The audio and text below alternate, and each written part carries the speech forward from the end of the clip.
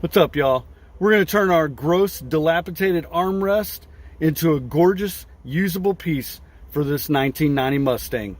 Let's go! Here's some of the supplies I'll be using today. Welcome in. I am Randino the Randini. The channel is for those who want to see a Mustang being restored. The kicker is, I have no mechanic or bodywork experience. Let's see how I do today. I am restoring the door, armrest, and arm pad to complete the door panel project for the driver's side of the car. Let's get right into it. While I clean this pad, let me give some background. My previous armrest pad was dirty, deteriorated, and gross.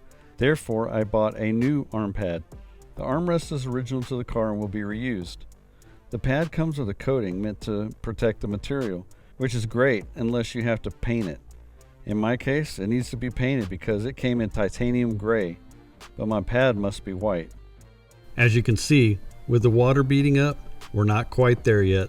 The paint will not stick if the coating is not cleaned. I know this because I tried it and the paint flaked off. I learned 3 things with this micro project. The first is the flaking paint. Stay through the video to learn about the other 2 knowledge nuggets. Okay, back to the cleaning. As you've seen, I'm using a scrubbing pad and all-purpose cleaner. I'm also using sandpaper, which is 2000 grit. 2000 grit allows for scratching off the coating without scuffing the armrest and scarring it.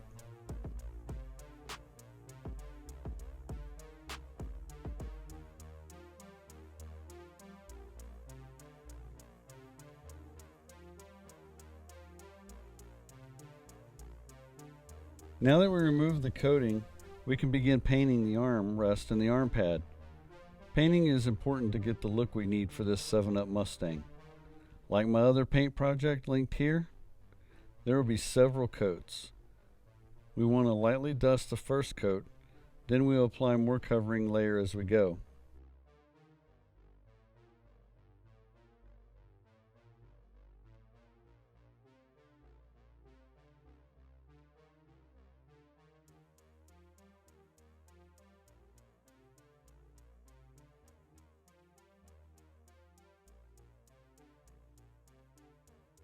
As I'm applying coat 2, the wind is whipping the paint all over the place, which brings me to nugget number 2. Be aware of the weather as you work through your project. Wind and rain have a significant impact on a painting task. For example, if it had been raining, then the paint job work would need to be suspended because the humidity would have ruined the paint job. In my case, the weather was not optimal and I needed to be inside. However, my space was not well ventilated, so I continued outside with the wind. Not a big deal, I did have extra paint just in case.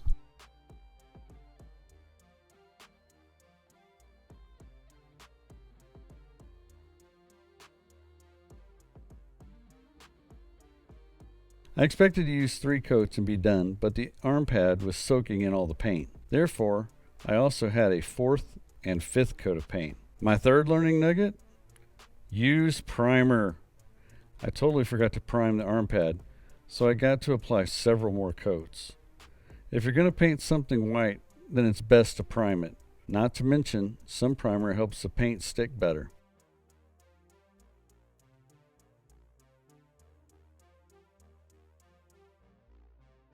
Yep, lucky me. Here's coat 4. Can we speed this up?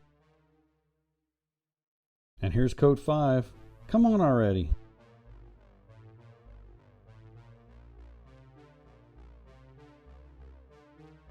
Ford added a neat trim accent to the armrest with a chrome accent trim piece. I'm embarrassed to say that I thought the chrome was an actual metal piece. Boy, was I wrong. As you can see, the chrome trim is a rubber shell. Let's get this stapled in so we can finish the assembly.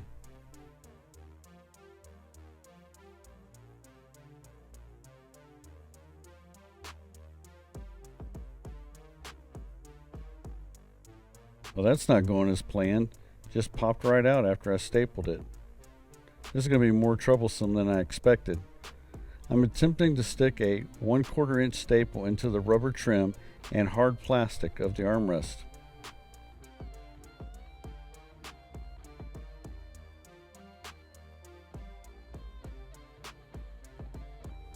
3 attempts was way too many steps.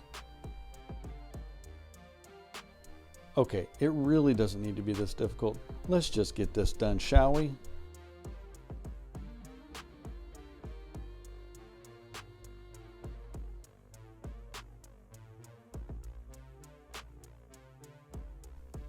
This arm pad and armrest will be a nice accoutrement to the door panel.